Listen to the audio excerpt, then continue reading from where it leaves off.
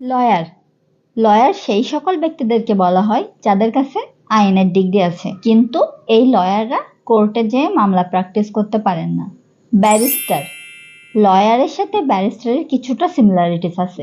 যখন আপনার কাছে বাংলাদেশের আইনের ডিগ্রি থাকবে তখন আপনি হয়ে যাবেন লয়ার, আবার যখন আপনার কাছে ইংল্যান্ডের আইনের ডিগ্রি থাকবে তখন আপনি হয়ে যাবেন ব্যারিস্টার। কিন্তু দুজনের মধ্যে সিমিলারিটিসটা হচ্ছে দুজনের কেউই বাংলাদেশের কোর্টে প্র্যাকটিস করতে পারবেন না।